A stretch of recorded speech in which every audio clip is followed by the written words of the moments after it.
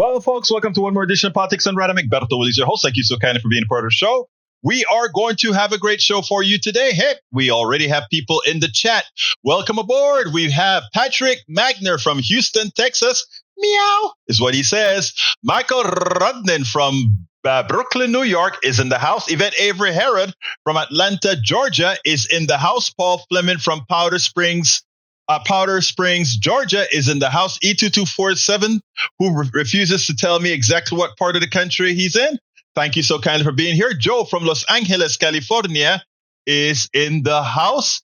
Let's see who else we have here. Bridge MCP from Binghamton, New York is in the house. We also have anybody else. As more people come in, I'll call you out. Let's see what Brother Rudden is saying. Listening in for a while. Rough sleepless night. Apartment renovation since way too early in the morning. Been noise in the background. They just left a few minutes ago. Well, my dear brother, I hope it gets better. I know what it's like to be sleepless. Like, I get up at 4 a.m. to get on my cycle, my spinner, because I have to do the 6 o'clock Politics Done Right Central Time. So I have to do my workout, all that stuff, and then do a little bit of prep and connect to the studio, all of that. So I get up at 4 to get all of that started every single morning. I'm lucky to get to bed by midnight. I'm trying to get to bed by midnight. So I feel your pain. I feel your pain. E2247 says number 47 on first day signed an EO, executive order targeting with deportation and repression all foreign college students and immigrants who protest Israeli assaults in Gaza. I wonder if they would get expelled if they were protesting Gaza assaults. Well, what can I say? Anyhow, the dangerous policy is directly influenced by the Heritage Foundation's Project Esther, written by same authors of the infamous Project 2025. Good afternoon. Joe is in the house. Our beautiful Yvette Avery Herod is in the house as well. E2247 also says it's a comprehensive plan to obliterate any organization, number 47 deems un-American, starting with Movement for Palestinians' Human Rights, all under the guise of combating anti-Semitism. That's a shame. Michael Radney says might be in a few minutes, feeling like crash out coming. Oh, I hear you, Bradden. I hear you. All right, 10,000 word Project Esther of the Heritage Foundation targets what it calls the Hamas Support Network, a Hamas support organization, including Jewish Voice for Peace and Students for Justice in Palestine. Project Esther equates anti-Zionism and criticism of Israel to anti-Semitism and anti-Americanism. That's hogwash. That I think we've got to fight that belief. The funny thing about it is there are a whole lot of the younger Jewish folks that are that understand what's going on here. So, folks, muchísimas gracias por todo eso lo que están haciendo. All right. Let's say what else we got here. Let's say what we got, including Foreign Agents Registration Act, FARA, a Racketeer, Influence and Corrupt Organizations Act, RICO, plus counter terrorism, hate speech, etc. Okay, what else have we got here? Joe says, I like how you say it. Nuestra Señora la Reina de los Ángeles. Nuestra Señora la Reina de los Ángeles. You like that, huh? By the way, let me tell you what Joe made me say. It says, Our Lady, the Queen of LA. There you go. Reina de los Ángeles. There you go. All right, what else have we got here? E2247 has a PDF for us all to read with the Project Esther on it. For those who can actually go ahead and do it. I have faith in E2247. I don't need to read the entire material because I think, again, I need it when I need it, right? Okay. Michael Ranez says, LOL, sleep from 4 a.m. to noon. Today was up later with a stuffy nose and the repairman came in at 8 a.m. 4 a.m. till noon? That's not bad, though. That's a good amount. That's 8 hours, dude. You sleep from 4 a.m. to noon. Do you work the night shift or something? All right, let's see what else we got here. Scrolling down, Bree says Kash Patel got confirmed. Mitch announces retirement. I hope they implode. Well, Kash Patel is now leading the FBI for 10 years. But you know what? Donald Trump set the precedence. So when we get a progressive president in 28, in 29, we can go ahead and force Patel to leave. Yeah, Trump set the precedents. All right. Paul Fleming says, ABC News breaking: the chairman of the Joint Chief of Staff and the Navy's top admiral among the list of officers provided to Congress this week, indicating that Defense Secretary Pete Hegseth could fire or remove them from their current jobs, according to U.S. official. Who is that now? The Joint Chief of Staff. Who is the Joint Chief of Staff again? Is that the black guy that was with him a few, right? I think it was, right? He claimed that, he was good.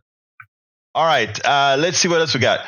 Michael Radney says, I work the afternoon shift and your show coincides with my lunch break. I am touched. Do you work from home or do you work outside? How do you do it?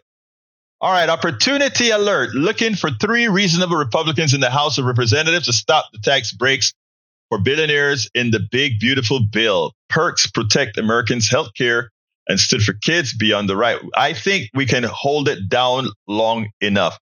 I've opened E2247 PDF to read after this. Thank you for sharing. All right. You'll be my instructor, Patrick Magner. I don't have the bandwidth right now. The amount of documents I have in my feed. Oh, my God. All right. Anyway, folks, welcome to Politics Done Right. And the title of the show today is Trump voting MAGA farmers are doing what again? They're crying. Elon Musk DOGE-savings lies exposed, and start with Musk. If you want to gain some efficiency in the government, why not start with defense contractors like Musk? Don't you think that'll kind of help save a whole lot of money? I think it will. So yeah, let's look into that. Let me put this stuff on the screen that I'm talking about here. Let me put it on the left screen. Yep, it works. It works. All right. So Trump. So what we have here is Trump voting MAGA farmers are crying because Doge froze their Biden-admin IRA subsidies, and Elon Musk lied hyperbolically about Doge's savings. Curb government waste with Pentagon contractors like Musk. That's all we need to do. And we need to just get rid of private health care and get rid of private health care insurance, and also get rid of Medicare Advantage and fuse it into one program. Tie the Veterans Program, Medicare Advantage, Veterans, Medicare, and private insurance into one insurance pool, one national pool, and give everybody good insurance. You know why? We pay 3 times as much as some countries, 2 times as much as some countries, and we are worse off than all of them. Imagine if we ran it similar to them, how great our healthcare would be. These are not things that require rocket science type of thinking. They're just common sense. And when you don't go through the machination of right-wing thinking, it's amazing how sensible common sense really is. Paul Fleming says, indiscriminate madness, the Trump administration and Elon Musk have insisted that they are carefully purging the federal workforce by firing only low-performing employees serving in non-critical roles or recent hires on probationary status. But interviews with more than a dozen recently laid off federal workers, plus documents obtained by CNN, demonstrate that firing decisions are far more arbitrary and that in many cases, the exact opposite is happening. The fact, what gets me? You cannot believe absolutely anything coming out of the Trump administration. You can't consider anything out of the Trump administration as factual. That should bother us. Because every time they open their mouth, they're lying. Every single time they open their mouth, they're lying. So I think it's a good assumption going forward. Never, ever believe what they're saying. These guys are evil. I tell you something, before I get to the to the 2 videos that I have, I want to talk to you about something.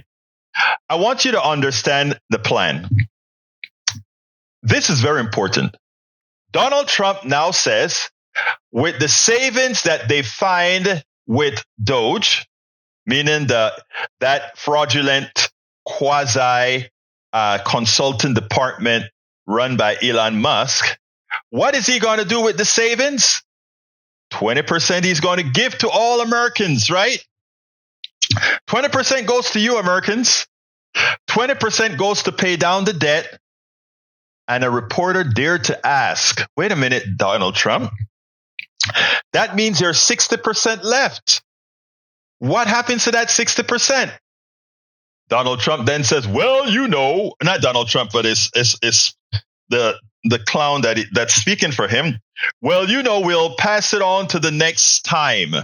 In effect, what they really mean is that is going to be used for tax cuts. But not to worry. The amount of money being saved by Doge, as we showed yesterday by another Republican, is peanuts relative to the budget deficit. Peanuts. And let's just do the math. Let's estimate. So far, they claim they're saving $16 billion. How far does $16 billion go for 300 million people? Not very far. One calculation was around $30 a person. So you screw up departments, you make things less efficient, you make people wait on the phone longer, you make them drive further, you waste their time, which is valuable money. They could waste more time for the damage you're doing to the government than what you send them with a $30 check.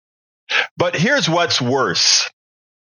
None of that disruption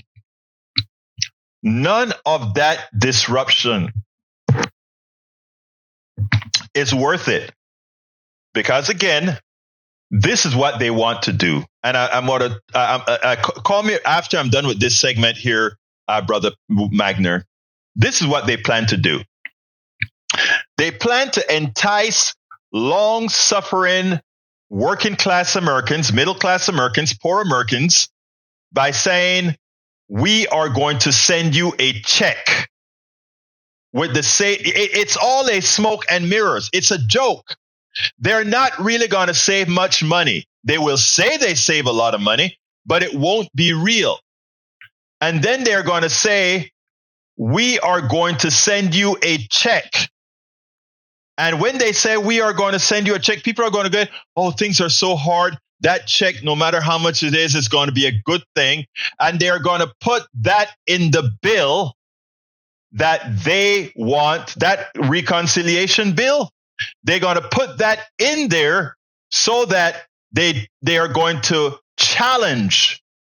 They're going to bait Democrats into saying, why don't you say no to sending a check to the American people? It's actually an ingenious thing to do, right? Because Democrats now, the advertising is, when Donald Trump tried to give you back some of your money, the Democrats said no. They said no. We cannot give you. I mean, look, when I heard the plan, I said, when he said check, I'll send you a check. The only thing I could think in my mind is irresponsible, blow up the deficit, but very, very effective, because a lot of Democrats going to find themselves voting for it just because of the 30-second commercial that can be made if they vote against anything that has a check in it for the American people. My God, folks, unless we get our people educated to understand that check, whatever they get, they'll pay it right back to the plutocracy when those tax cuts, etc., and inflation and tariffs take all that money from that check right out of your pocket. But that's a trick. The trick is to float that idea of a check and put that check in the reconciliation bill and dare any Democrat or Republican to vote against giving the American people, long-suffering American people, a check. How do we get around that? The only way to get around that is for a bipartisan group of folks to say, we simply are not going to support this kind of deficit spending. It is an evil thing to do. This guy cares nothing about the working class, nothing about the middle class. But they will use smoke and mirrors to cause the middle class to vote against their own interests and to support stuff that will ultimately hurt them. Remember the story I talk about the farmer and a dumb population. And I use that dumb population with kindness. You know, if you have 10 bushels of corn, or let's say 1,000 bushels of corn, and it feeds everybody, but people are left a little bit hungry. But you don't want to get full because you need to use that other bushel of corn to plant for the next season. An educated population is going to say, I can't take that bushel because it will starve me subsequent years if I do. That is exactly what Trump is trying to do here. He's trying to tell Americans, hey, take this few dollars that I'm going to give you. And by taking that few dollars, you have screwed your entire personal economy for years. Understand the evil of what Donald Trump is trying. All right, folks, before I go to the video, I better wait till I hear from Magner, because Magner said he wants to call in and make some commentaries about Doge. So call in now, Mr. Magner. And while you call, let's see, not even Dolly Parton is spared. Indiana Republicans are proposing a budget that would cut funding to Dolly's Imagination Library, which puts free books into the hands of kids. Totally heartless, but we always knew they were heartless. All right, what else have we got here? Let's see. There we go. All right, Brother Magner, talk to me. Okay, hold 1 second, Magner. I can't. Stop. There you go. Are you there? Yes, sir. How are you? All right, go ahead, my brother. The conversation on your morning program about cobalt and the 150-year got me reading a little bit. And that is a system that they adopted to show either that the age for the field that they were using in spreadsheets wasn't necessary, or they couldn't prove a birth date. And it actually went back to a specific date. I think it was 1875. Yeah. Yeah, it was a treaty or something. I forgot what it was, but that wasn't what really struck me when I was reading all this. We do make overpayments, and we do. That alarms people, and everybody needs to understand that there's errors in everything, and the things we produce, the systems that we have, and we come to decisions on what level we can agree that the mistakes are acceptable. And what impressed me was the Social Security Administration has a 99.84% accuracy in their payments. But when we're calculating trillions of dollars, that does come to tens of billions, which if you just say tens of billions to somebody, that is going to alarm them. But they openly agree, almost every source that I read, they openly agree that a private organization makes more along the lines of 5 to 7% mistakes in these types of payments. And so if it was taken over by a private industry, we would have 5 to 7 times the overpayments, and that would be acceptable. You know, it is funny because, Patrick, what I read was 0.85% error. I mean, is the error rate that I found on that, which you actually found that it was a little bit better than that 0.85. If you say 99.8, that's only a 0.15 or between a 0.15 and 0.25 error rate. But even so, you're absolutely right? But here's the thing. What they also don't tell you is when they find these overpayments, they just don't throw their hands up in the air and say, okay, we got an overpayment. They try to recover the overpayments, right? I mean, there's a lot of reasons for overpayments. People die.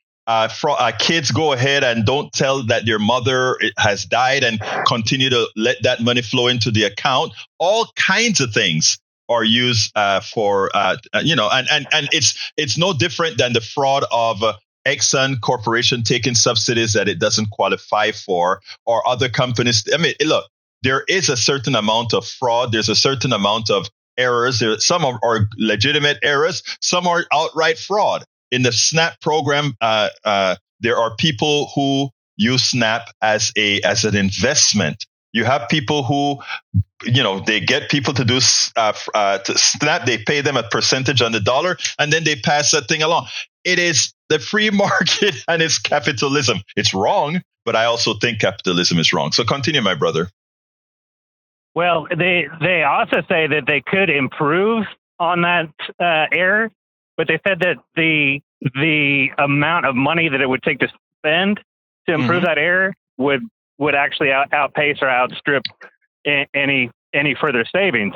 So they settled on a less than 1% or a greater than 99% accuracy on our behalf, because anything higher would cost us more money. There you go. You go. So my biggest point is, if you're being suckered by hearing $10 billion of waste, blah, blah, blah, by a billionaire who is right now trying to replace all the, many of the public employees with his private contractors. That's one of the reasons why he's trying to shut this down, is he's trying to replace these people with his people so that he can make money off of that.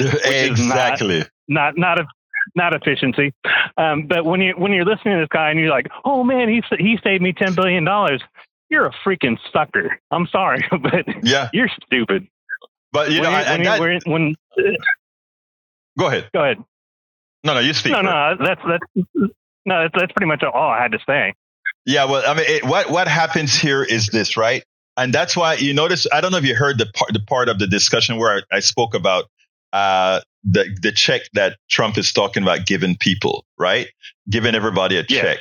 That is why it is so Which will cost hard. Us money. It'll not only cost us money, it blows the deficit even further. If we save all that money, don't give it back to the people, reduce the deficit, because what they don't tell you is the following, that if we do more deficit spending, it's pay me now or pay me later. So let's say we were all to get $200, right? And that increases the budget deficit by X amount of billion dollars. That money has to be borrowed, and that money is going to have interest on it ad nauseum for your lifetime. So you get that one-time $200 billion and you pay your lifetime. We, the taxpayer, who are currently paying over $1 trillion in interest rates on the debt. In other words, imagine this. If we could just let that debt disappear, that $1 trillion debt, if we could let that disappear, our budget is balanced. Think about that.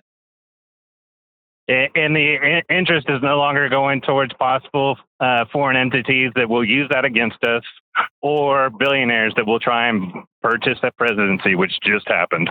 Exactly. And that is what we have to. I mean, because we have sovereign currency, I actually propose that we just go ahead and mark the debt down to zero. In other words, I propose that we go ahead and print that debt out of existence. And we could, and people say, oh, what will it do with the economy and all of that? And here's what it would do to the economy.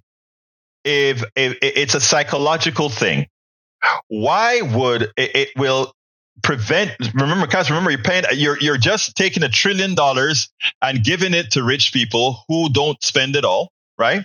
So you eliminate that money. And people say that is inflationary. But is it? Not really, right? No, because money is not being taken out of the system. Exactly. We could do that. The problem about that is that it suddenly creates a psychological problem. It doesn't create a functional problem. It creates a psychological problem, because people would really learn the definition of money. It's just a form of exchange. It's just a matter of, it's just it is just that what you call abstraction layer. If you, the only thing that matters in an economy is whether you have enough production and enough services to cover what people want. If you have that, it's over. It's over. But people, I would rather see Treasury bills available to the normal American at 5 or 6% than getting a loan from a billionaire or a loan from China. I agree exactly. And in fact, technically speaking, we could do that, right? We could write paper and give everybody a stake in the United States, right? Yes, sir. There we go. Anyway, thank you so kindly for calling, Patrick. You always make us smarter when you call, brother. Well, thank you for your time. I always enjoy your show. Great. So you have a wonderful day, sir. All right, folks, let's go with the first video. A lot of farmers, they were taking advantage. I don't mean in a bad way, but they were liking the policies of the IRA, the Inflation Reduction Act passed under the Biden administration. They loved it.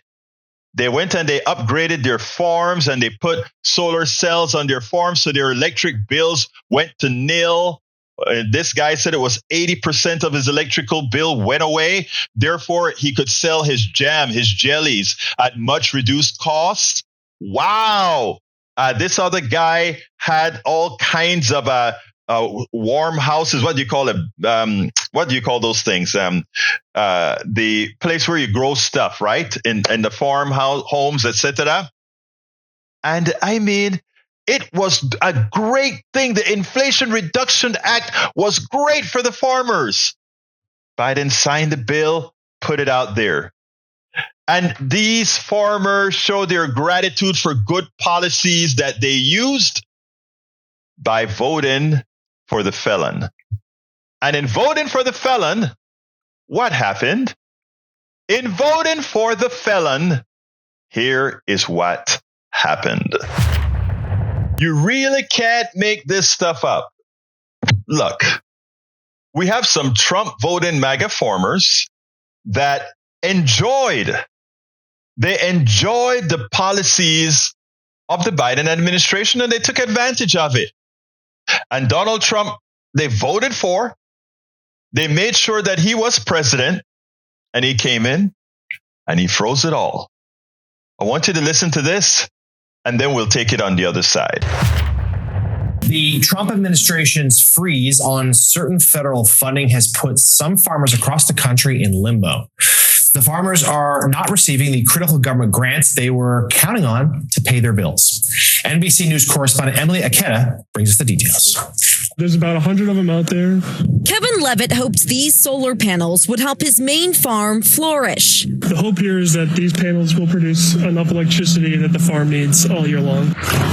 He was only able to move forward with the pricey project because of a federal program that promised to shoulder roughly a third of the cost after completion. But the panels have been up and running for weeks and no sign of the $45,000 he's been counting on from the U.S. Department of Agriculture. Could you have ever imagined finding yourself in this position after taking on that agreement? No, everything is in writing. Everything's signed. You're stressed out. You're on edge. It has a toll on you. President Trump has signed a flurry of executive orders pausing federal funding for review, including the Inflation Reduction Act, the climate initiative passed during the Biden administration. That has grant money built in for farmers like Levitt to conserve soil, water, and energy. I can't get any answers. Coast to coast, farmers who overwhelmingly supported Trump in November are voicing confusion and concern. I've already done a bunch of the work, already paid for the material, already paid for the labor, so I'm out all that cost. It's going to reach into every state and every community nationwide. That's how far the reach of the Department of Agriculture is. A USDA spokesperson says Secretary Rollins is aware farmers have been waiting on payments during this government-wide review and is working to make determinations as quickly as possible, citing plans to share information later this week. Until then, what do you want people in Washington to know? Enforce the contract that they gave to us, that they gave to everybody else, and do what it says. Or else what? Or else there might not be farms. So let's talk about this, some of the unintended consequences, right, of what we've seen from Trump and Elon Musk in some ways. the freezing funding, just apply to the farmers, also slashing all these government agencies. This is going to impact, we're already hearing stories, including some being put forth on Fox News yesterday, I'll note, of people who were clearly voted for Donald Trump, but suddenly have had their jobs taken away because of what they're doing. Yeah, I mean, there is a precedent for this. I mean, I remember in his first term, there was a wave of early stories saying, oh, can you believe it's happening? We're going to talk to some Trump voters, and they're surprised that, you know, their life has been distracted like this. Things have been interrupted. The question is, how much do they care? I mean, how much do not the farmers care, but how much does Elon Musk and Donald Trump actually care? Did they sort of build this into the plan that, you know, look, we've already been elected. Well, Trump's been elected twice. They've already voted for us. I mean, is it sort of a slash and burn thing? I mean, Maine, obviously it's a bluish state. I mean, did the northern electoral vote go to? I think Trump got the one. Got the one. But no, I mean, it is, you do see a lot of this trickle down thing, but that doesn't seem to be part of their strategic thinking politically. And it's also a question of whether this is a politically harmful thing to them in the long run, other than a few stray voices that you hear in media reports. Now, there might be a lot of them, but it's not exactly a drumbeat that they're paying attention to. Now, this is really pathetic, right? You have a lot of these people who, for reasons we've spoke of before, refuse to vote for Kamala Harris. In fact, there are polls that exist that show that if we took the name off of policies and ask which policies are preferred by people, they would all go for the policies that the Democratic Party stands for, that Progressive stands for. Now, here we have the IRA, the Inflation Reduction Act. And the Inflation Reduction Act was an opportunity for two birds to be killed at one time, right? Do things that reduce inflation and do it by removing the dependency on fossil fuels, which are overpriced, highly priced. And at the same time, I shouldn't say overpriced because we don't take the externalities into consideration. The oil, to reduce the dependency on oil, and in doing so, reduce the cost for farmers by giving them the capital that they don't have necessary to invest in these types of energy systems that make their farms more efficient. And by making their farms more efficient, what happens again? The price of their products fall. And what is called when you don't have when prices of products start to fall, you don't have inflation. The Inflation Reduction Act. A lot of people wanted to make issues of why are they doing that? Why are they're trying to cloak inflation reduction into green energy? Yeah, because you can if you invest in green energy, the overall outcome is the reduction in price, and these farmers started to see it. The people who have their factories that are powered by solar power, the folks who are creating green houses that are powered by solar cells, all of that, right? But the Trump, according to this AP news here, the Trump administration believes the role of government should be far more limited. Rather than solar power or energy efficiency, Trump has spoken often about his support for oil and gas, erasing environmental and climate policies created under the Biden administration. His key advisor, billionaire Elon Musk, has said the government should scrap all federal tax credits and subsidies. Of course, that's what he gets with his SpaceX and with his Tesla companies. Russell Vought, the newly confirmed White House budget director, co-authored the conservative agenda for Trump's second term, Project 2025, which criticized renewables like wind and solar and encouraged more oil and gas usage. So what does that do? These farmers, in times of high gas prices, high gasoline prices, high diesel prices, they're forced to pay those prices, which gets reflected into your grocery store prices, as opposed to the subsidies to one-time capital infusement into solar panels that last 20, 25 years, into windmills that last several decades as well, and could generate efficient electricity for these guys to then cause the reduction of your food prices. USDA leaders have been directed to assess whether grants, loans, contracts, and other disbursement align with the new administration policy. So they're passed in the Biden administration as law, and then Donald Trump wants to come and reinterpret the law. Farmers and small business owners throughout Appalachia and rural America are struggling to stay afloat, said Charles Barnes, Director of Government Affairs and Strategy at Appalachian Voices, a nonprofit focused on sustainability.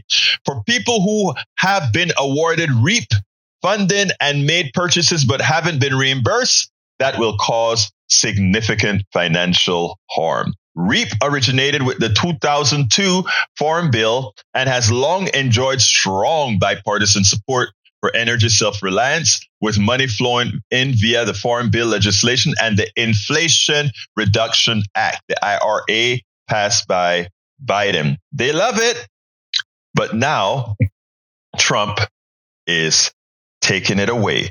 And he's not only taking away these grants, he's taking away the long-term viability of small farms in rural America and Appalachia.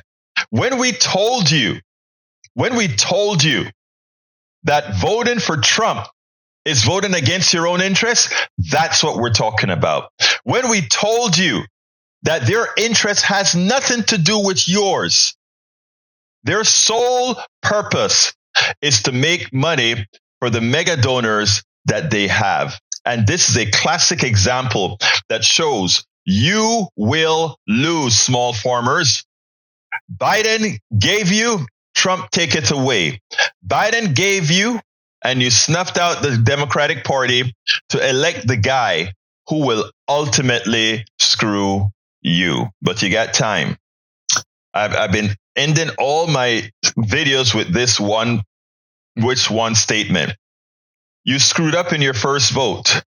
You made a huge mistake. You erred in electing Donald Trump, but you can atone. And the way to atone and save your family, save the country, is to make sure your representative vote against any tax cuts. Your representative vote against any budget that harms you. Just keep those continuing resolutions going. No reconciliation bill. Tell your representative, make sure you get your check for that, all that work that you did to make your farm more efficient, to make your small business more efficient. After all, for decades, they've been given the subsidies to the wealthy, rich, big corporations. It is your turn. That's what Democrats and progressives were doing for you. It is your turn to do what's right, not only for you, but for the country. Absolutely right. It is your turn. Again, don't screw up twice, because there's a lot more negative to come. Melanie Keelan from Barcelona, Spain is in the house. Hi, Melanie. How are you doing? Beautiful. Who else? May Wood from Long Beach, California is in the house, as well as, if I missed other folks, Mike Cisak came in. Alicia Katie. Well, that's a scam. Let's see what else we got here. Bridge MCP Egberto, as Musk works to slash federal spending, his own firms have received billions in government contract plus the $8 million we pay him. Sad. Egberto Willies, Trump wants to abolish the IRS and replace it with tariffs. Can it work? Absolutely not. In other words, America will raise so much money from President Donald Trump's tariff plan that Americans will no longer need to pay income tax. What a joke. What they don't tell you is that tariffs is like a sales tax. You pay it. So in effect, what they want to do is collect all these taxes from the middle class, the working class. And of course, the rich gets a chance to do absolutely nothing. Hey, Tom C. from Michigan is in the house. He says, maybe best to use any Doge savings, if they are real, to upgrade old Fortran and COBOL government computer system. Yeah, I agree. To save even more money with greater efficiency, reliability, and less labor costs. I agree wholeheartedly. All right, we have another video, and this one is the lies that Elon Musk has to tell about how much he saved. Did he really save that?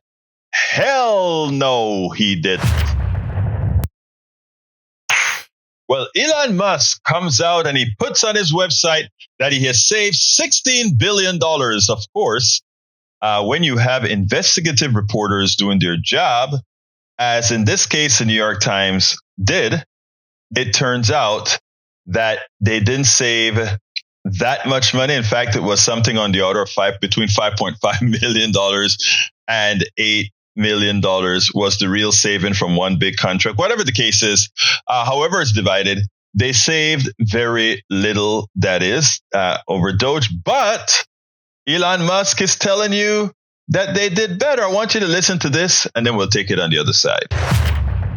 Doge recently posted a list of the government contracts it has canceled on its website, itemizing what it says is $16 billion in savings in what it calls a wall of receipts. Yet an investigation by the New York Times found almost half of those line item savings could be attributed to a single $8 billion contract for the Immigration and Customs Enforcement Agency. Furthermore, according to the paper, it appears that the Doge list vastly overstated the actual intended value of that contract. A closer scrutiny of a federal database shows that a recent version of the contract was for $8 million and not $8 billion. In addition, okay. It's kind of so this is Dr. Evil stuff. Yeah. I think it was a typo. $1 million. Yeah. $1 billion. In addition, the Times notes that since $2.5 million had already been spent on the contract, it's likely that canceling it saved $5.5 million at most. Wait, okay, so instead of $8 billion, so instead of $8 billion, it saved $5.5 million. Okay, got it. Right. And a spokeswoman for Doge did not respond to the paper's request to explain their accounting. Joining us now, former Biden White House infrastructure coordinator and former Democratic mayor of New Orleans, Mitch Landrieu. You understand, as Ross Perot would say, where the rubber hits the road, where we can talk sort of generally, theoretically about government cuts. We can talk generally, theoretically about waste, fraud, and abuse. And we all want to get rid of waste, fraud, and abuse. We've spent our lives, I know you have too, trying to find it and get rid of it.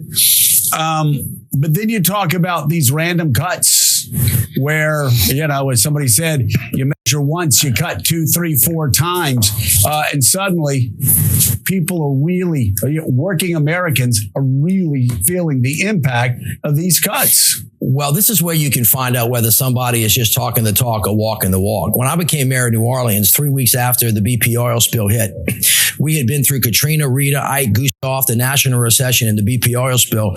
My government was $100 million in the hole out of a $460 million budget. I had to cut 20% out of a budget in 6 months. I don't know anybody else in the country that's ever done that. But what I found is you better not cut stupid.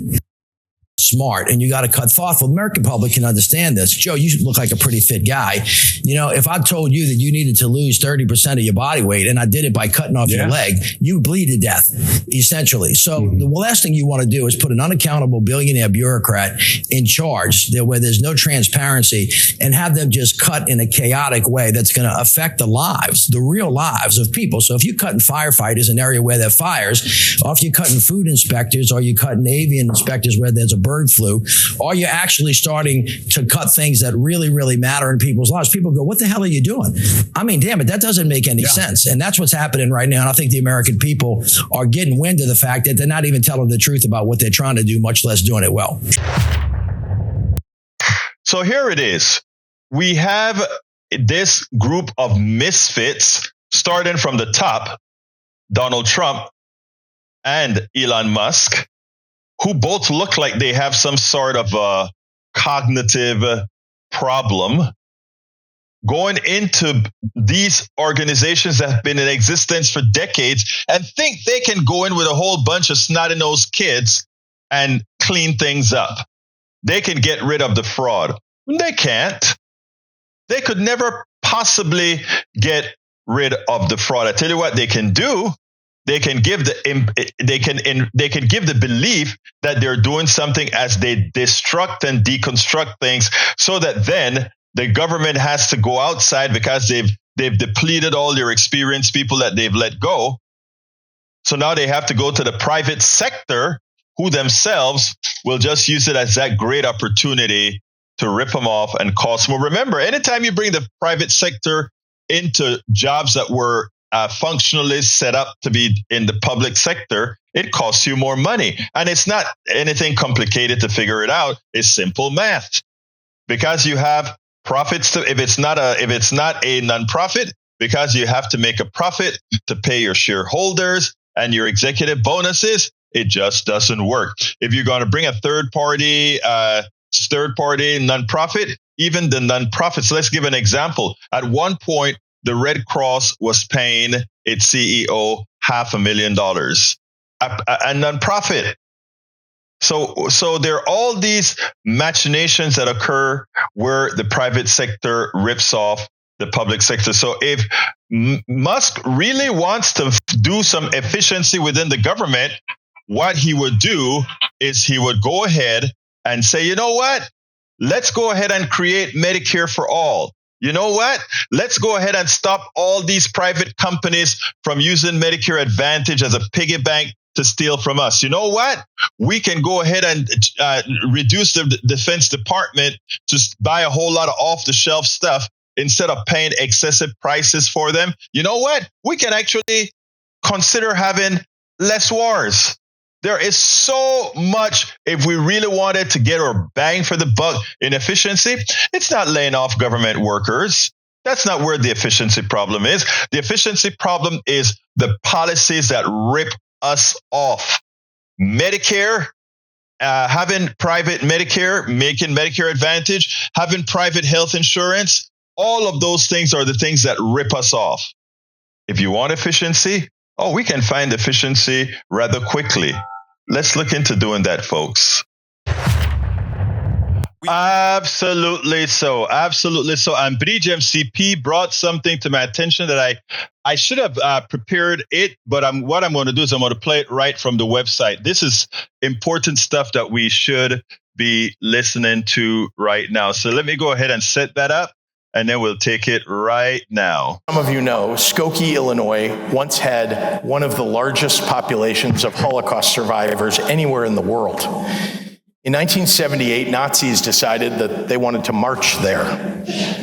The leaders of that march knew that the images of swastika-clad young men goose-stepping down a peaceful suburban street would terrorize the local Jewish population, so many of whom had never recovered from their time in German concentration camps. The prospect of that march sparked a legal fight that went all the way to the Supreme Court.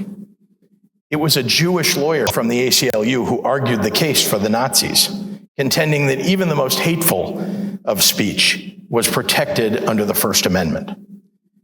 As an American and as a Jew, I find it difficult to resolve my feelings around that Supreme Court case. But I am grateful that the prospect of Nazis marching in their streets spurred the survivors and other Skokie residents to act. They joined together to form the Holocaust Memorial Foundation and build the first Illinois Holocaust Museum in a storefront in 1981, a small but important forerunner to the one I helped to build 30 years later here. I do not invoke the specter of Nazis lightly, but I know the history intimately, and have spent more time than probably anyone in this room with people who survived the Holocaust. Here's what I've learned. The root that tears apart your house's foundation begins as a seed of distrust and hate and blame.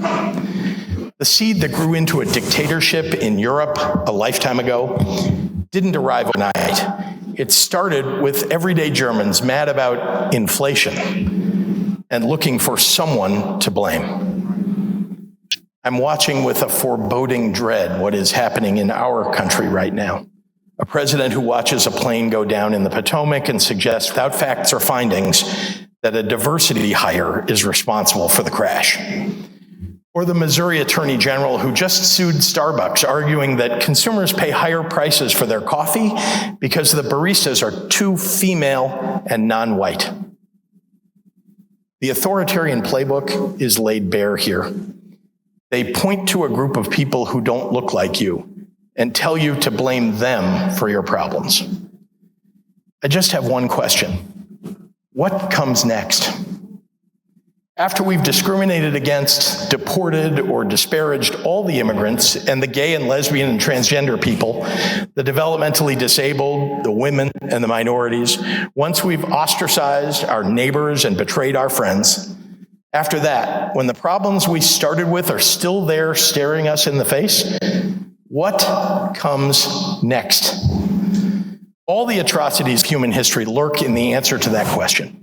And if we don't want to repeat history, then for God's sake, in this moment, we better be strong enough to learn from it.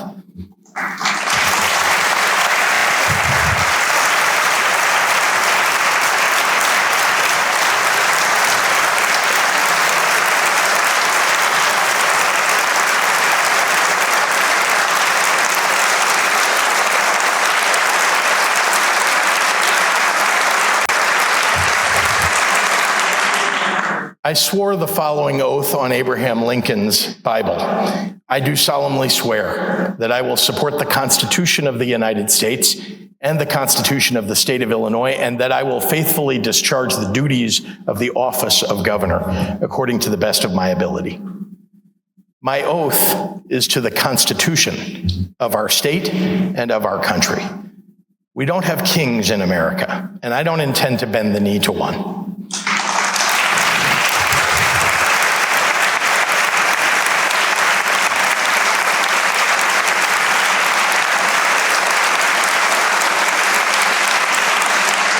I'm not speaking up in service to my ambitions, but in deference to my obligations.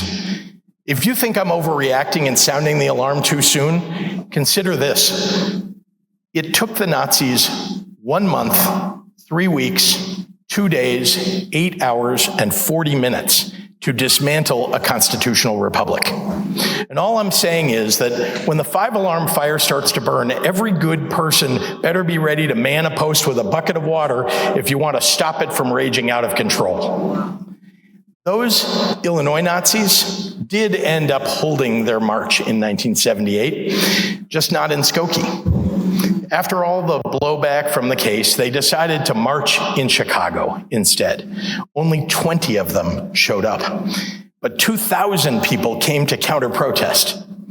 The Chicago Tribune reported that day that the rally sputtered to an unspectacular end after 10 minutes.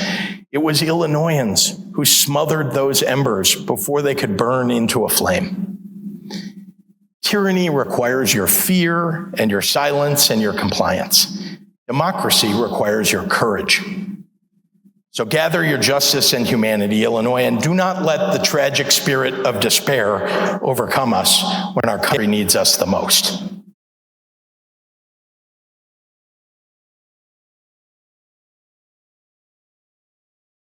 Was that profound or what?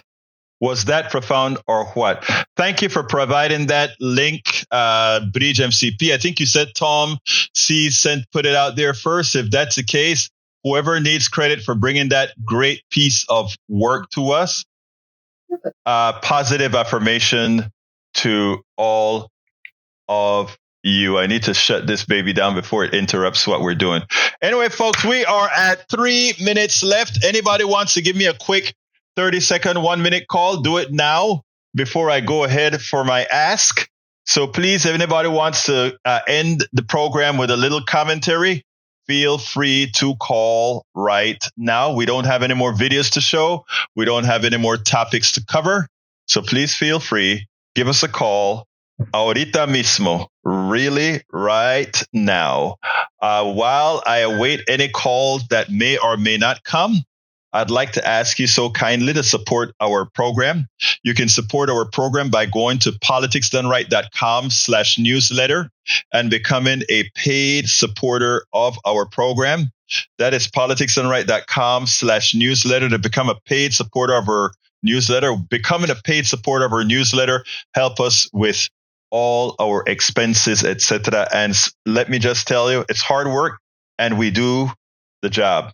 Again, you can also decide to become a on our YouTube. It's like we even have a 99 cents support level on our YouTube channel. 99 cents. If you want to say, well, I just want to do a little bit. I don't have a lot of money. I just want to do a little bit to help out. If I can get a whole bunch of folks doing 99 cents on YouTube, that helps as well. But the best way to promote and increase our reach is becoming a paid subscriber of our newsletter. And when we get that solid orange badge, right now we just have the white and orange band. Once we get that solid orange band, it gives you more notoriety on Substack. And that is what we need. We are approximately I think it's about 670 away, or maybe 672 away. We need about 672 to get that orange star. We need that support. So if you go to politicsdoneright.com/newsletter and become a paid subscriber, you will help us immensely to get the job done. Anyway, folks, I got to get out of here. My name is Egberto Willies. Love you all. This is Politics Done Right. And you guys know how I end this baby. I am what? Out. We spend a lot of time deconstructing the news, trying to parse it into a form that everybody can understand. We try to find those little nitpicks where it flies above the fray, etc. If you really like these videos that we do, I want to ask a big favor. Please go ahead. Number 1, subscribe to our channel. And number 2, please join if you can. Thank you so kindly for watching. Keep watching. Please remember to share. We must populate the entire internet with our progressive message, a message that we know is what most Americans say that they want. So help us, please join.